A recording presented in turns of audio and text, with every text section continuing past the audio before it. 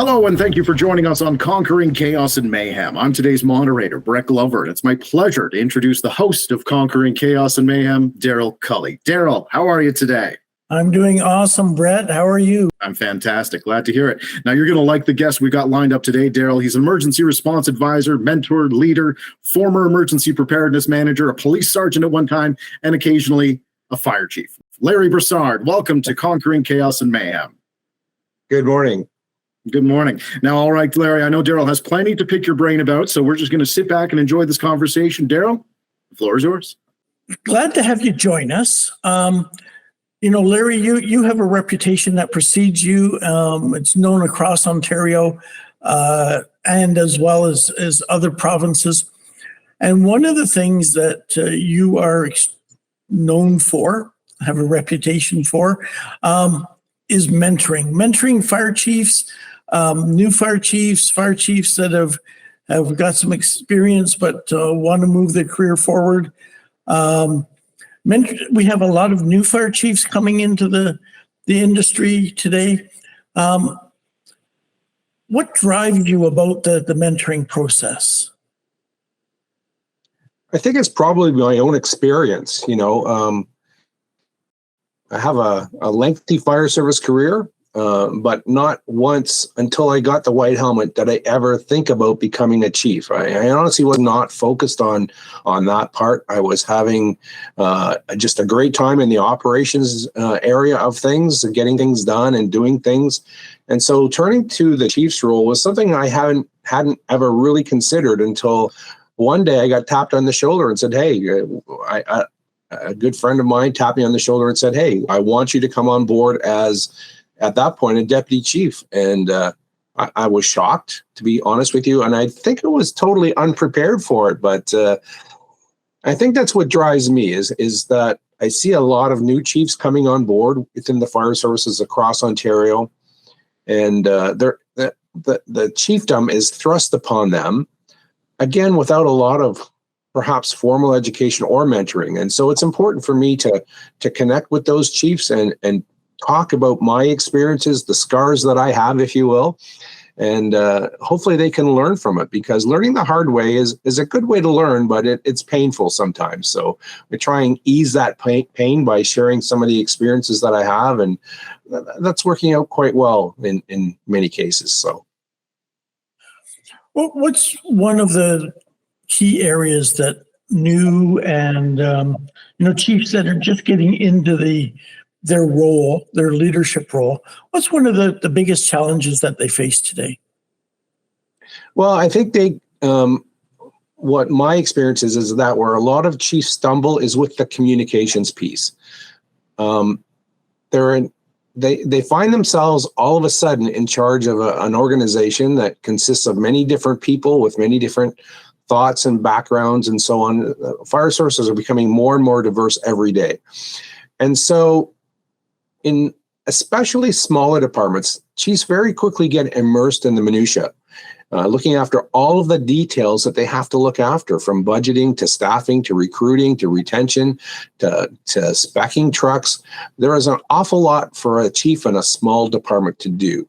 And I think they get lost in that sometimes and forget about the other people in the organization and how important it is to communicate directly with them and share information about the organization. First of all, I think they have to share their vision for the organization so that others can see where the organization is going, share that widely and get some buy-in to it, and then continue to share throughout their time. Where I find conflict arises is when people don't understand where the department is going for one reason or another. And in some cases, it's because the chief hasn't had the time to share that. So I focus a lot on communication skills and making sure that's done well through a variety of different avenues. And every fire department's different, but every fire department has opportunities to share information. And sometimes we don't always pick up on that. So communication, obviously, that's the big one, right? The firefighters want to be heard. The officers want to be heard. And of course, now they've stepped into the role as being chief. They've got a whole new group that they have to communicate to, which is council. and the CAO. What are some of the challenges that a chief faces now that they've got a council to directly report to? Well, in Ontario, it's becoming more and more commonplace for fire chiefs to become further removed from council. You see this happening in a lot of different places, where in the past, almost always the fire chief sat at every council meeting and was there to speak on fire service issues. Typically what we see happening now in certainly some larger areas and some smaller areas as well, is that there's another level put between the fire chief and council, and it's typically a general manager or someone of that nature. And that removes the fire chief from the day-to-day contact with council, and that's, in my view, not a healthy thing for the organizations. The fire chiefs need to have that direct relationship with council. They have to be the honest voice of the fire service. And let's face it, the fire service is a big chunk of any business within the town. Fire services are a cost-centric organization. We provide a service to the public, and that service is expensive. And sometimes councils don't always understand the nuances. And that's where the fire chief has to step up and fill those blanks in for the members of council so that they understand why, for example, in this day and age, we're seeing fire trucks that take 2 years to deliver and cost over $1 million for a simple truck. And councils don't often understand all the pieces that are behind that. So it's important that the fire chief establish those relationships with each member of council so that they know that they can rely on him or her as the trusted advisor for that municipality. Very critical. So let me ask you, so in a way, kind of going around the maybe the direct line chain of command that they're assigned if they have a general manager or a commissioner to report to, is how does the fire chief then get the message to the people that are making those decisions? And you mentioned the costs, but there's other things coming down the road like certification and this mandatory certification where every firefighter is going to have to write a provincial exam to demonstrate their capabilities.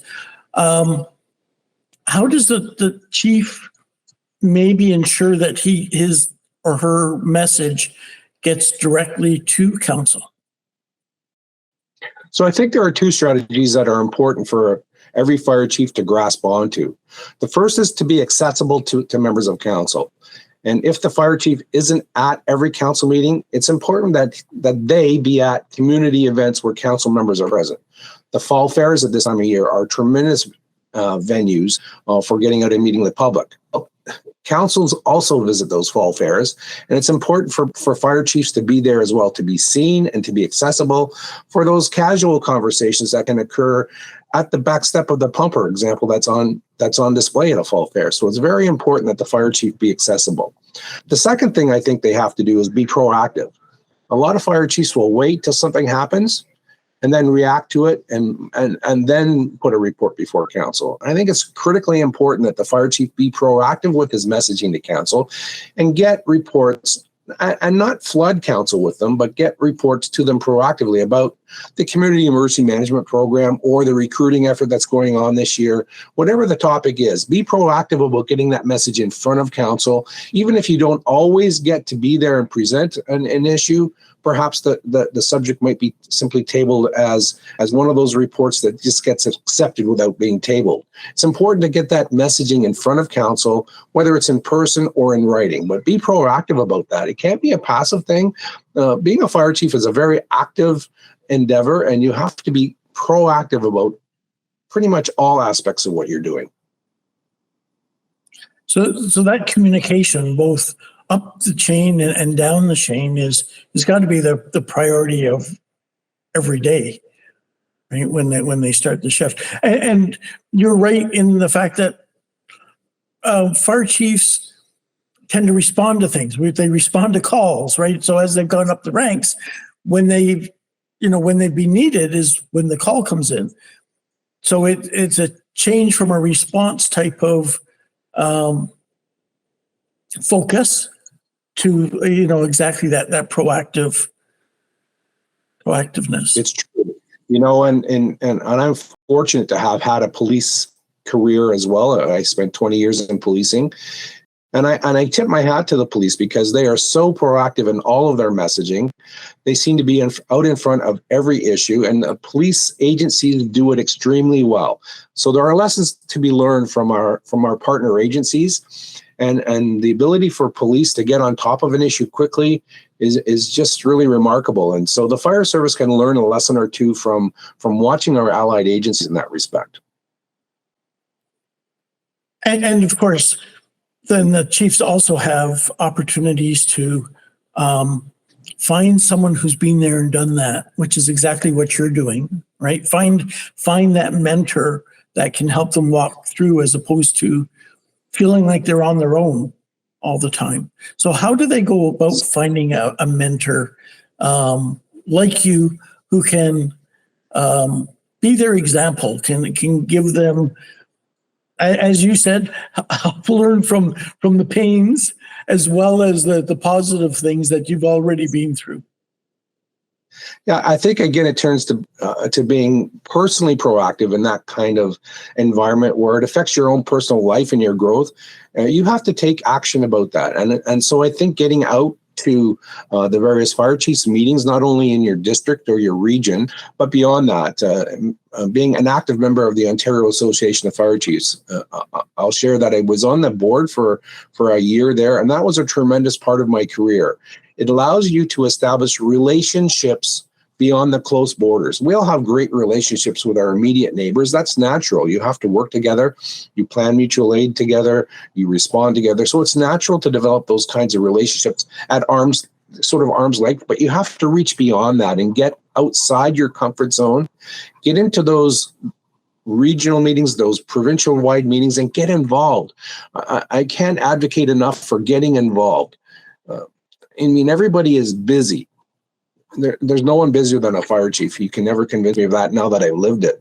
So you have to set time aside, and you have to be purposeful about making these connections and building relationships. And of course, everything we do is built on relationships, whether it's with the most junior member of the department that's coming on board, the mayor, or other people outside your organization. So build relationships, get out there, meet people, get involved. And I can't advocate enough for getting involved. The organizations that we have supporting us, the Ontario Association of Fire Training Officers, the OIFC, all critical organizations to what we do, but they're all busy and they all need help. They all need hands to support what they're doing. So I can't advocate enough for getting out there and building those relationship channels through those other organizations.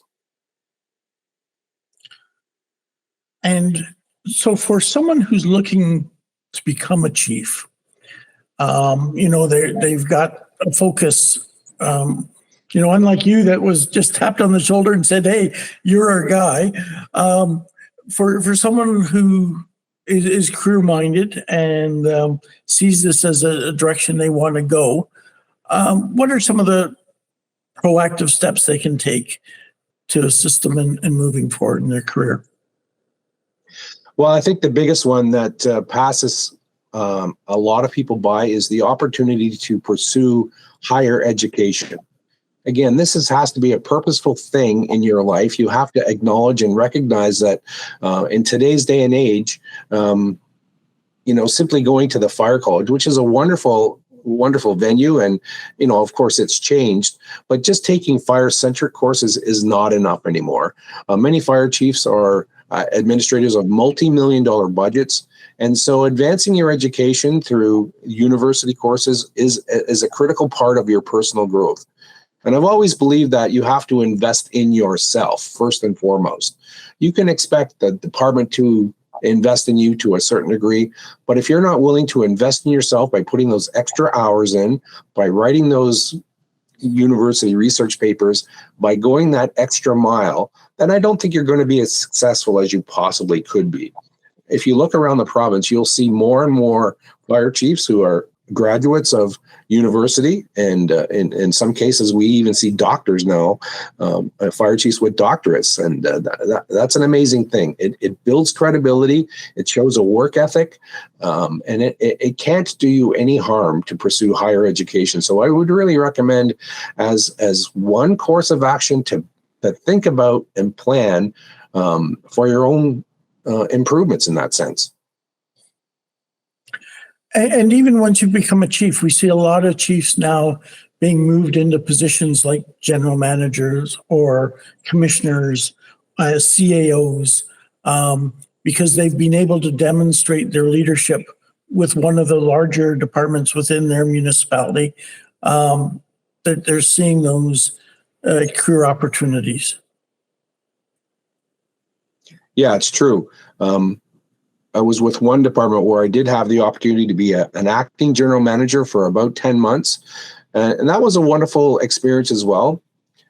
As fire chiefs, you can get focused on your job, and it's an important job, but it's important to understand how the rest of the organization works. And you can only do that by getting outside your comfort zone and experiencing those responsibilities in a real way. And so for me, taking the role as the general manager for that brief period of time allowed me to have far greater insights to other aspects of the municipal business community, the business sectors within the community. And so that was an important role for me, just broadening the horizons, so to speak, and an important thing for us all to understand, even if we don't ascribe to doing that on a long-term basis. If you have the opportunity to step into a role like that, I would say go for it for sure. Well, Larry, your career, which continues on as a mentor and consultant, and continuing to touch many communities through your leadership, is certainly being an example of for other chiefs. And your mentoring of them has not only touches them, but also touches the firefighters and their communities as well. Thank you for taking the time this morning to speak with us. If anyone wants to get in touch with Larry about his mentorship, feel free to drop us an email or give us a call, and we'll make that connection for you. Well, we're all about making connections here on Conquering Chaos and Mayhem. Larry, I'd like to echo Darryl's thanks. We definitely appreciate your time joining us today. And on behalf of Darryl Culley, I'd like to thank our audience for listening to Conquering Chaos and Mayhem. We'll catch you next time.